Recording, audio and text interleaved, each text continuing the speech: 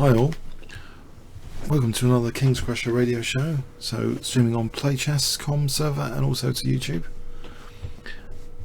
Okay, I thought this week, well, the most exciting encounter of this week in terms of players that I wanted to see play each other for some time, just out of fascination, is Wei Yi, the Chinese prodigy, against Magnus Carlsen. This was in Tata Steel server and also to YouTube. Let's mute. Oh, I've got an echo there. Pardon me. I'll start again. Welcome to another Kingscrusher radio show. So this week we're going to look at a fascinating encounter between Wei Yi, the Chinese prodigy, and Magnus Carlsen. So this was in Tata Steel. Just played yesterday. Hot off the press game. Let's have a look at it. I think it was quite an exciting game. Wei Yi playing white, kicked off with e4. Let's actually add a Gambit here, just in case, that could be handy.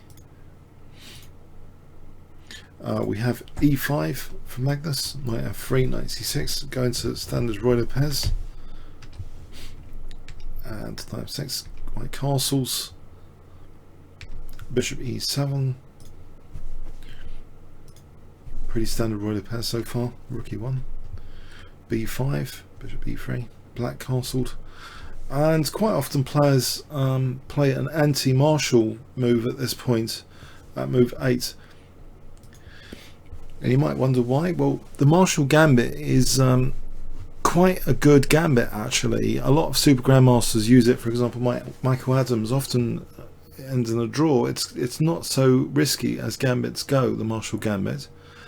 And c3 allows the Marshall Gambit, so named after Frank Marshall, who was a brilliant player, had many brilliancies. I don't know if you should all see his gold coins game. If you haven't, that's a must see for Frank Marshall. Anyway, but he was also a brilliant player. There's on the channel actually, I have actually gone over some of his brilliant games, a number of them from his own selection. He had actually his own selection over a period of time. So a brilliant player anyway. So the Martial Gambit would be like this: c3. Well, actually, I don't have to say would be like this because it actually played. c3 was played, and anti-martials rather include things like h3, a4, d3.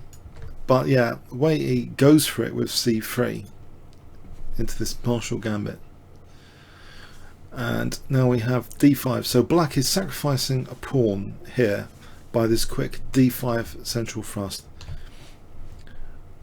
And what it does, if we look at it without knowing all the tons of theory, basically by eliminating a defender here, often the dark squares, particularly h2, is going to be weaker because this defender is about to win a pawn on e5. E takes, knight takes, offering the e5 pawn, and Wei Yi takes that, and this goes deep into opening theory actually. Knight takes e5. It's quite a deep, well-trodden line. c6, reinforcing the knight. Now here, usually d4 is played. There's nearly 1,000 games in live book with that, but this is also very popular. Nearly 300 with d3. We have bishop d6. And you see the outcome, losing the defensive knight, is that there's more pressure on h2, which is justified. A direct attack is more justified on h2. Black has a lead in development. These pieces are not yet out, and the queen is ready to swing to dangerous looking h4. It's a very dangerous looking line without the defensive knight on f3, but theoretical. Rookie one. Now here actually there's two main branches. Bishop f5 was chosen in the game by Magnus Carlsen. Looking at d3, also queen h4. They're about the same in terms of number of games in live, but 172 for bishop f5, 171 for queen h4. But bishop f5 was played, and here queen f3 is the top used move in this position. So hitting the bishop. But black responds, ignoring the apparent attack to the bishop, by playing actually this aggressive queen h4. So looking at h2 here. Now, if queen takes bishop, this looks dangerous, but it might be just a draw here. This position, we cut off the king from e2, and you might think, is this really, really bad?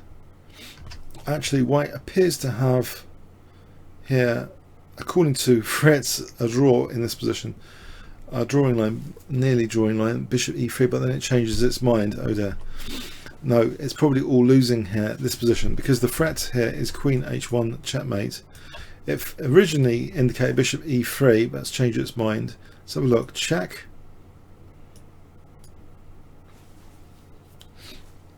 g6. Queen c1. And apparently black might be standing better. Actually, it's pretty undecided. It's thinking this is drawish now again. I don't know. That needs deeper analysis, this line. But anyway, no, we don't need to take on f5 necessarily. And there's another idea. h3 is also possible, but in the game g3 is played, which blunts that bishop, protects h2, asking the queen to move.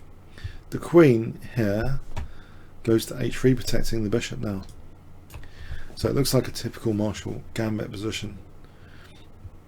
And yeah, you really need to know the white side of the Marshall theoretically if you're going into it, otherwise you can get quickly mated. Now here there's an interesting move played. In Livebook, taking on d5 seems to be the most popular choice in this position, 62 games, knight d2 14. But there's a counter gambit which Magnus Carlsen plays, bishop e3. Bishop e3. Only 9 games. Interesting move already. Bishop e3 for Magnus Carlsen. So a counter gambit because it's offering the d3 pawn. So very interesting. And black usually just takes on d3 now. Because white, if white's allowed to get away with this, white will just play bishop to d4 maybe soon. And that will be a very nice central bishop and protecting d3 as well. So d3, the time to take it appears to be in this position. Magnus Carlsen takes it now, that pawn on d3. And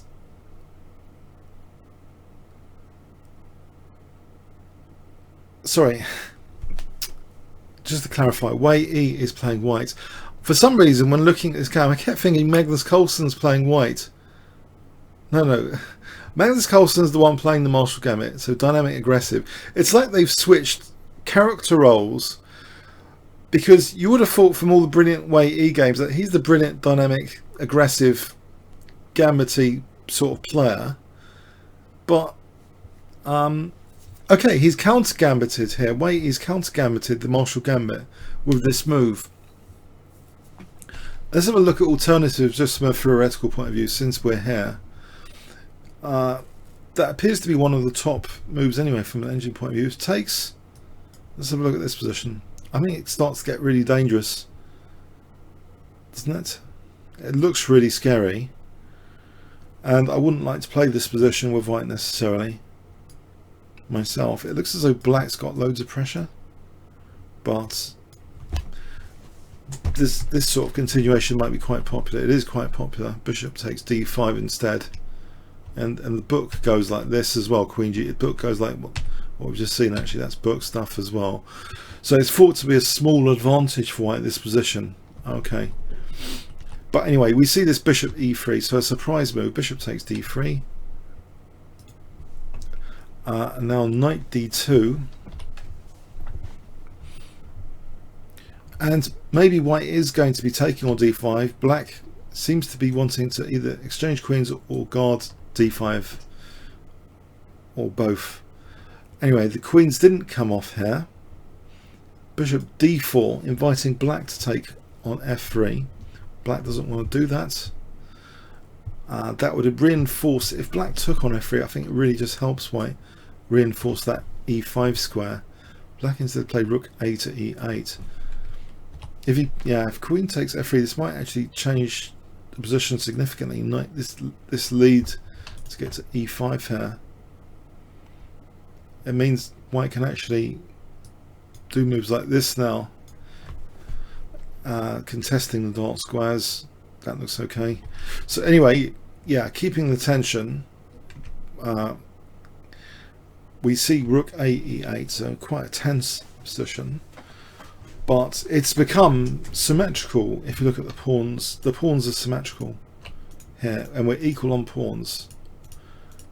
Not identically symmetrical in terms of the shape, but just we're only sharing one e file here. We have king g2.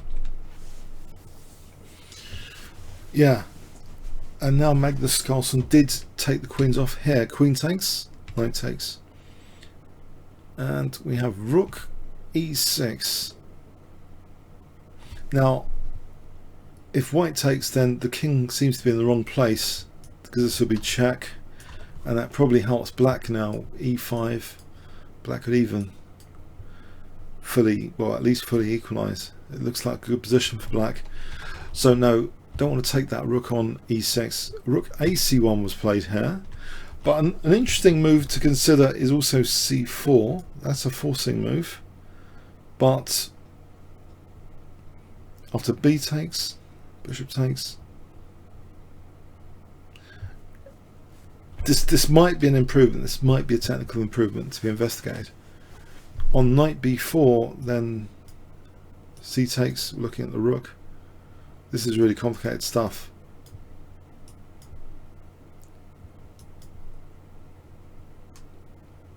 With knight c2 coming, it's a really complicated line. So anyway, Magnus doesn't go in for this c4 business. He just plays rook ac1. It looks like a mysterious rook move, but actually maybe it adds more power to c4 if c4 is going to be played at some point. h6, it wasn't played here either. It's another interesting thing. Probably the concern is the knight coming to this c2 square, or just eyeing the light squares. Not really sure.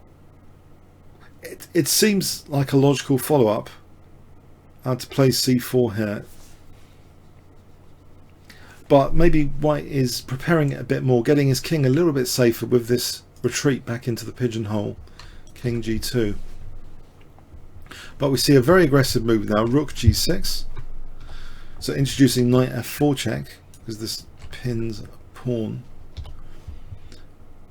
White now plays knight e4, hitting the bishop, and we have this check, king f3,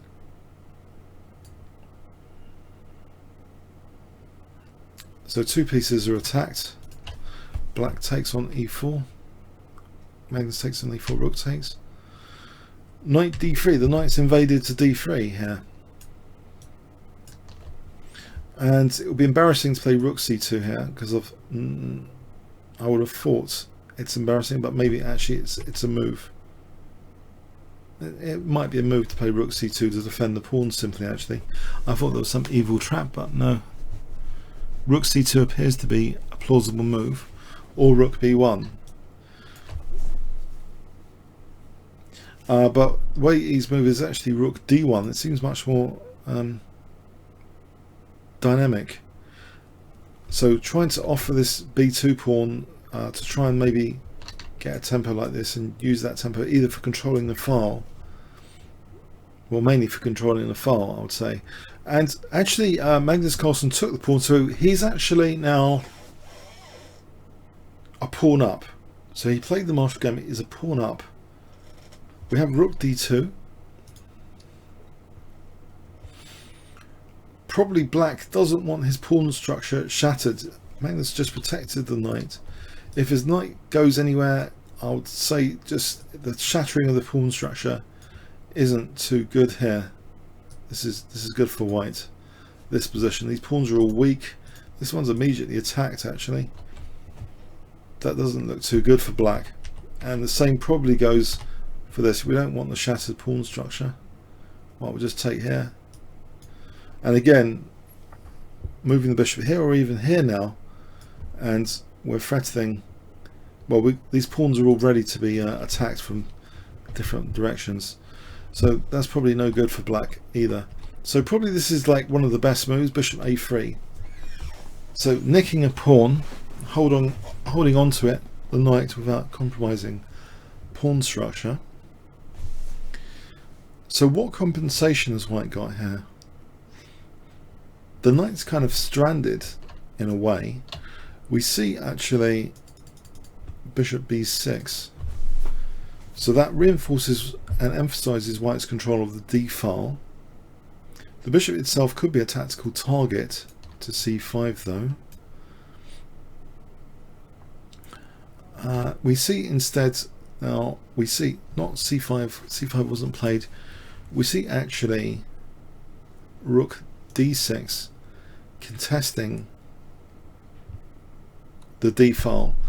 Something like this I think fails tactically or not. Now maybe it is actually a move. I just thought with this here, white can play this, then here, here. It's about equal, opposite coloured bishops. So it's a move, c5. It is a move. Okay, we have rook d6, which is also a reasonable move. And now we have rook takes d6, bishop takes d6. Yes. Black is still a pawn up. And the knight has also got d3 now. And in fact, after rook e2, knight d3. We have this. Check. But here, it looks as though, yeah, there's some significant pressure with the bishop pair. And this control of d8 is actually quite annoying. We have bishop e7. And there's an entry point here, if only the knight wasn't defending d7. So the knight's kicked out of the way. Okay, so what to do?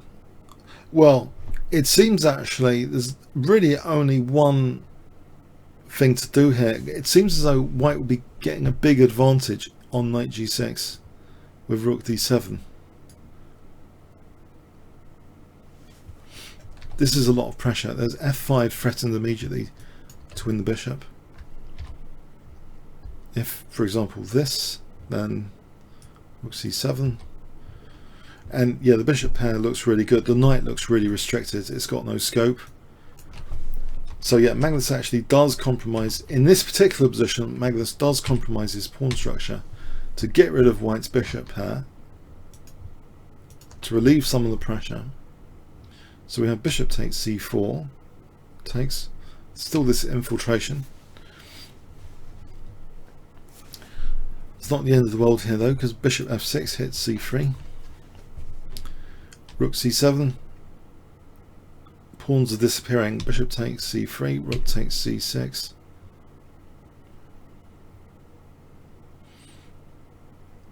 Rook b8, so the rook can't yet take here.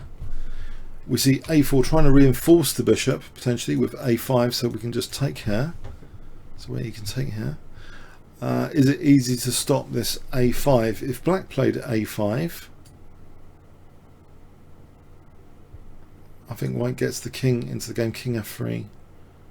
White tries to get the king into the game and it should be okay. Just about this position. If here, letting the king go across. If the king ever goes across here, then there's rook e2. So probably the king is condemned in this position to go back. So anyway, so we have this idea a5. Why didn't black play a5? Well, that might be the answer. A5 might actually be a move. Black's okay here, it seems. Black played bishop b2, threatening just c3 maybe. We have bishop a5 stopping that c3, but this dissolves now into a rook and pawn ending after c3. The bishops come off. Yeah, rook b4, and it looks dead drawn, absolutely dead drawn. a5, rook b5. If the rook had gone here, this is also looking pretty drawn actually. Check. Here, dead drawn. So anyway, we have a5, which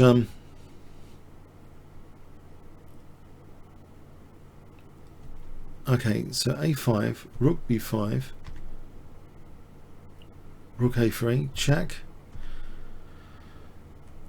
f5, cutting the king. I mean, not letting the king come into the game. But it does weaken a bit this 7th rank. You know, this pawn missing here. If only the king could be restricted somewhere.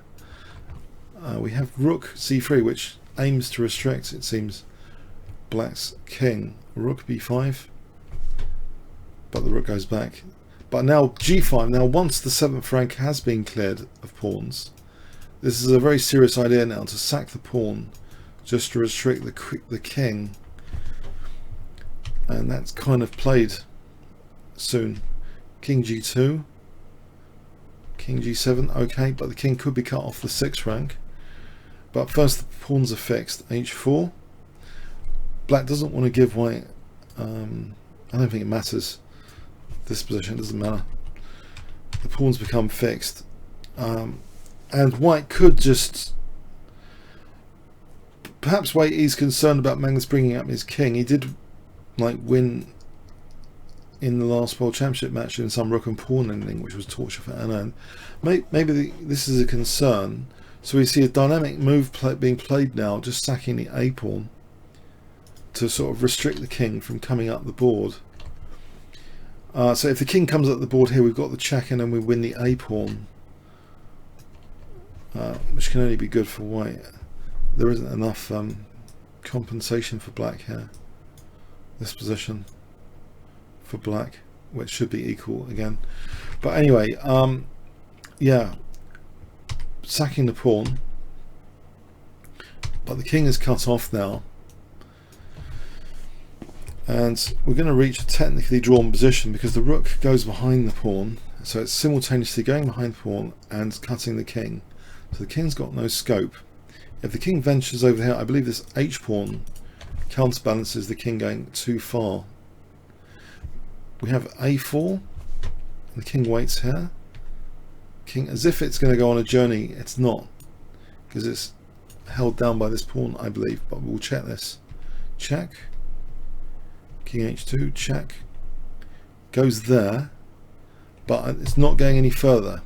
King h1, testing. Magnus played a3, and we have king g1. And he didn't want to go any further. In fact, they agreed to draw here at move 60. Let's just imagine black tries to go further.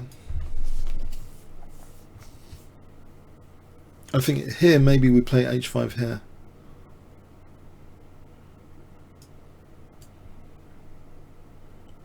And if here, then h6.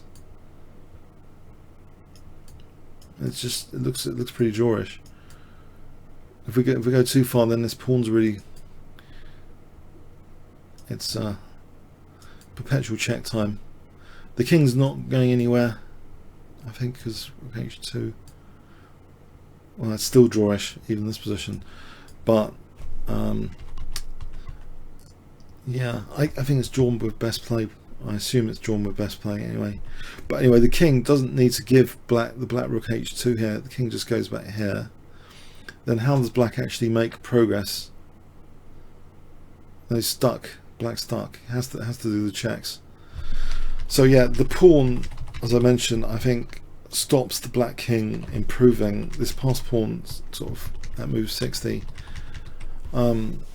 holds the balance. So unless anyone knows different, I could try and put a table base on the position. Let's see if there's a table base. Hold on a sec.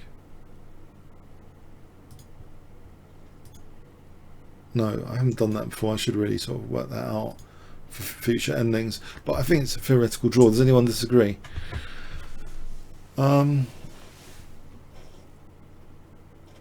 Yeah. Oh, so many of you watching this dull game. I'm sorry. The players in it were much more exciting than the game. It's one of those things. In my opinion, it wasn't. In my opinion, I don't find the game that interesting, to be honest. And I haven't got any other interesting games to show you this week. Sorry. There was an interesting blunder in another round where someone's Mamadoriov seemed to be crushing his opponent. Does anyone want to have a look at that? Shall we have a look at... There was a massive... Oh, I didn't say who blunders, but there was a game which had Mamadoriov as one of the players, and one of the players, it could have been Mamadoriov, it could have been his opponent, blundered horribly. Do you want to see that game? Or yeah, or should we just carry on next week? I don't know, up to you.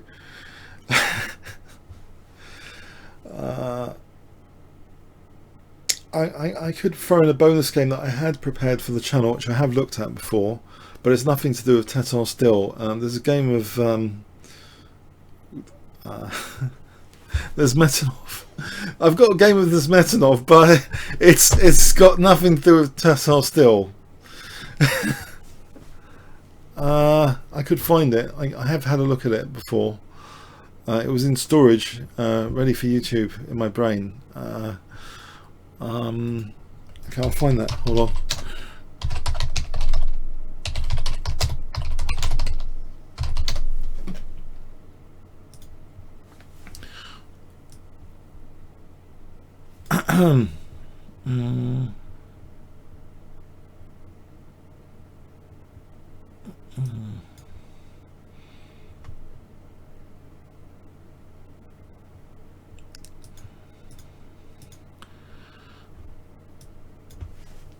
Alright, changing the subject totally then. Let's go to Rostov on the Don, USSR, 1954. Okay, change of scenery, change of year. 1954. Okay, so Nikolai Konstantinovich Aratov was white, and Rashid Giatovich Nesmatonov was black. Let's have a look at this. D4, I'll flip the board.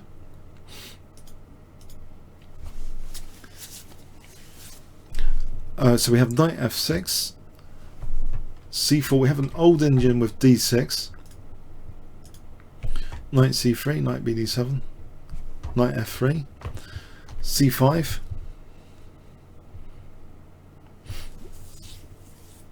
d5, g6. So it looks like a sort of Benoni, but black hasn't played the standard e6, e takes d yet. That would be a Benoni structure. We're near, sort of near a Benoni structure. Bishop e2. So maybe this is part of Tao's influence. If he was seriously like Tao's trainer in the 1960 match, we've seen Nesmetonov in this game playing a dark square strategy, Benoni, almost Benoni structure here. So the big question about the d6 pawn could arise later. a6, h3. We have rook b8. Black's playing the standard sort of play to try and get some play. White clamps down on that. Now we have knight e8, and this is a standard maneuver you might want to use in your own games, to go here to try and as though b5 might be on cards later. But actually, after queen c2, black doesn't bother with knight c7. Black plays knight e5, trying to remove the defender to soften white up on the dark squares a little bit. Knight takes e5, bishop takes e5, bishop d3, bishop goes back, bishop g5, and it looks as though white is ready for something like f4 and e5 at some point. We have f6, bishop f4, now knight c7, and if black gets in bishop d7, then maybe b5 is on the cards. Rook ab1. But actually here, after rook ab1, white might be threatening himself b4. So black actually makes things a bit more prepared for b4 from white. b6, we have bishop g3. And now we have this move e5. if black gets away with this e5 move, a pawn can join later and maybe even f4 gaining space, and it will look like a king's Indian defense. So white actually takes on e6, giving black a seemingly dreaded backward d6 pawn. On the other hand, after knight takes e6, black has good piece activity. A knight's coming to d4 here, potentially. That's parried, protecting d4. King h8. Rook bd1. And the first interest point, how to actually defend d6. It does look vulnerable here. We have a nifty maneuver, rook b7, to go to d7 potentially. So that's quite kind of nifty. Queen d2, rook d7, rook f e1, and now we have bishop b7. So both the bishops now in the fianchetto position. This crossfire. Knight f4, and the knight doesn't take on f4. As you see, knight d4, b4. Now things get interesting. f5 is played. This sharpens things up because he's trying to liberate this bishop. I think black's position looks kind of interesting and fun. E takes f5, g takes f5, and here we have bishop f1,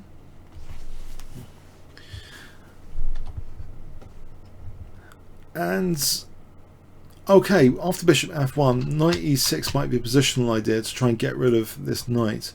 We actually have an interruption move, bishop f3, hitting the rook. So if this is taken, no, because knight takes f3 check. Yeah, so the rook moves and it's harassed again. It's actually put on a bad square potentially. Rook b2, this potentially bad square potentially. Queen f6 actually emphasizes that immediately, that actually the rook could be attacked, not necessarily with this, because then takes and takes here, but actually with this to hit the rook and actually win a pawn. Does seem to be the threat, but white kind of ignored it. Played a5.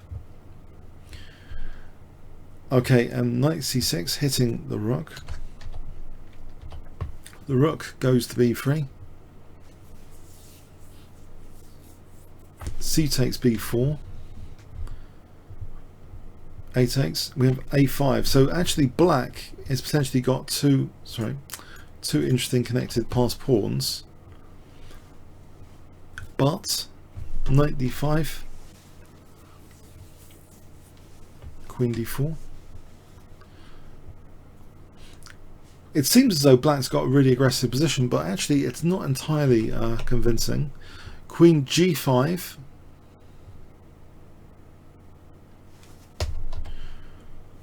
And here we have knight e5. And maybe coming up next is bishop takes. I'll just play something like f4 even later. We have knight e3.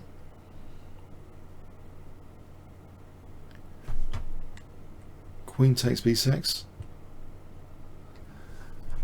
Somehow black has got a big advantage now. He's got the two connected passed pawns, and this is the final move of the game from white anyway. Rook b2.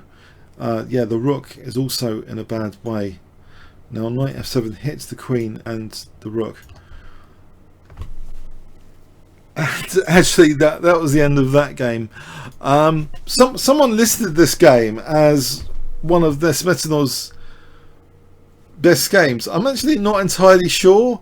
In fact, I was, to be honest, I wasn't entirely sure about putting this game on YouTube. I don't know, it wasn't particularly brilliant either, was it? I'm so sorry about this week. But it was. Usually he plays very interesting games. I don't know if any of you found this interesting. I can only say I'm sorry if you didn't. I don't blame you. It's not that interesting. Okay, I will find some games. I'll try to find some games of great interest, very great interest, next week. That's all I can say. There's an upside to this week. It's easy to improve, I think, next week. Thanks very much. Thanks for coming. And see you next week. Yeah, thanks for coming. Sorry. See you next week.